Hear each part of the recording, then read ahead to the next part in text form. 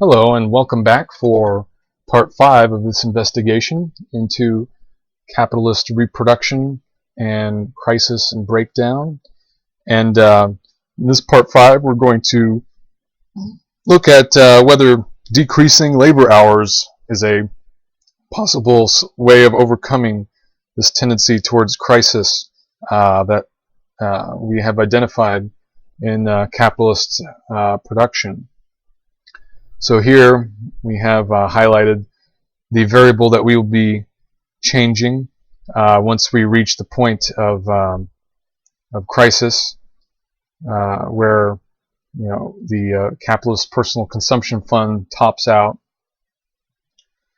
And here I have the labor hours the working hours being cut by half an hour each year.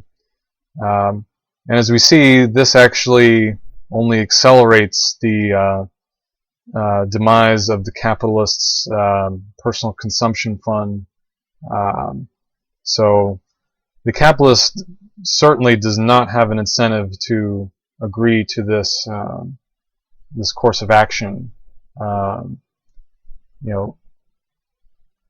The capitalists, in order to at least even partly respond to this problem, would probably try to decrease wages, although, as we saw in the last part, that would not really make up for very much. Might try to lay off some workers. But my basic point is that this does not lead to vigorous, expanded reproduction. Actually accelerates the crisis, which maybe is what Jehu is, maybe that's his intention.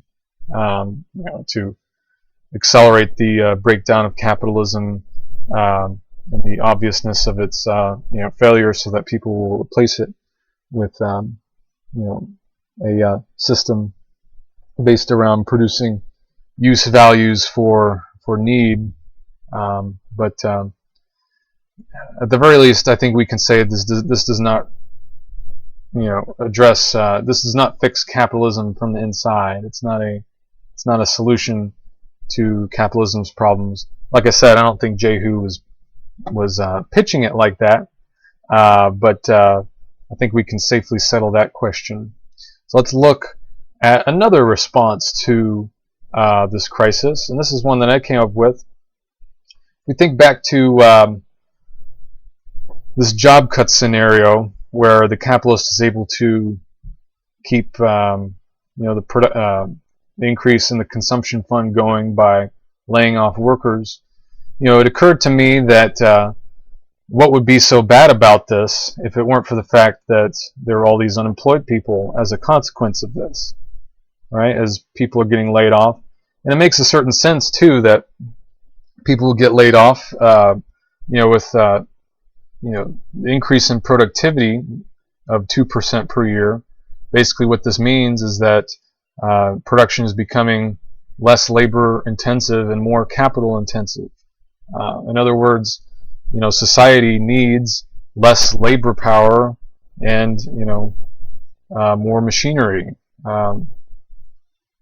Doesn't need workers as much to produce wealth.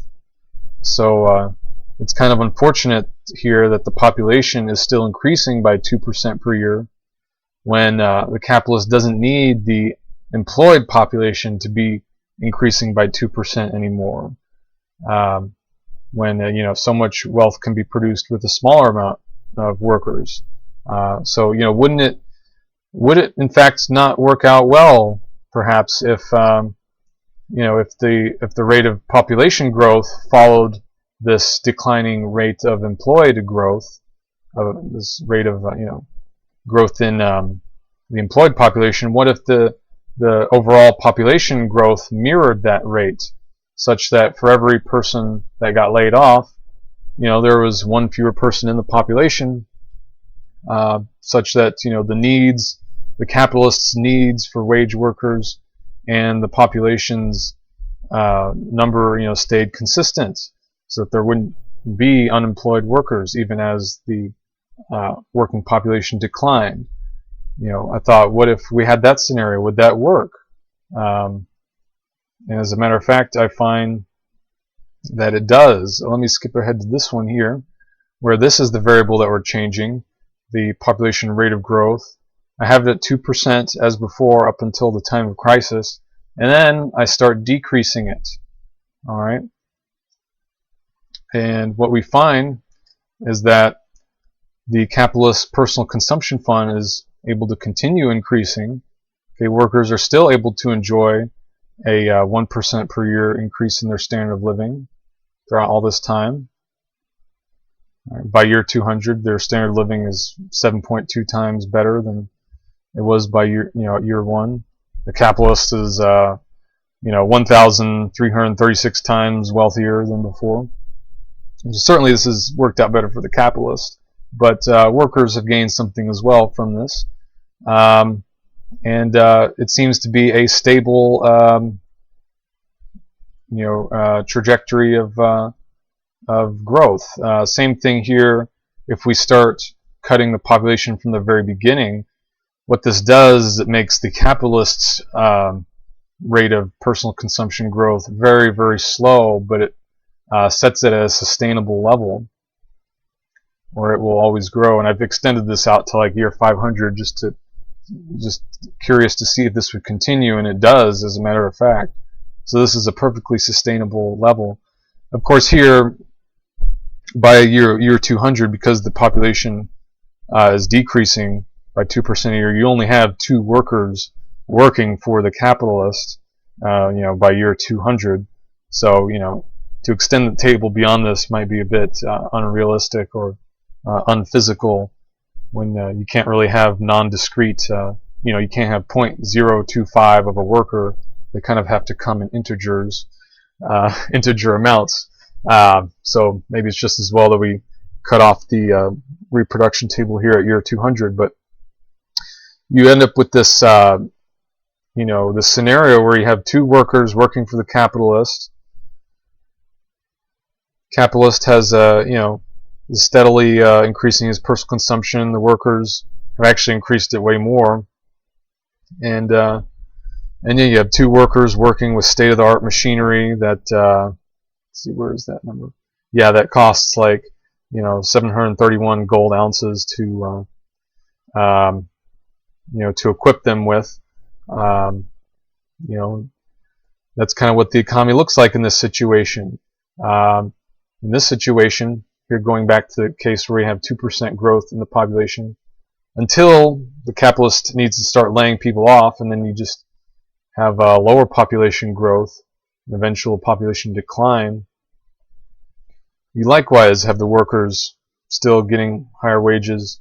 Capitalist does very well, and you end up with about 450 workers, working with very capital-intensive equipment, and yeah, it works out pretty well. You don't have any unemployment, is the important thing that I was going to get at. So, is this the solution to capitalism's problems? Birth control could be as simple as that. If business owners need fewer workers, well, then we should produce fewer workers. It kind of makes sense, when you think about it like that. Here I have another scenario where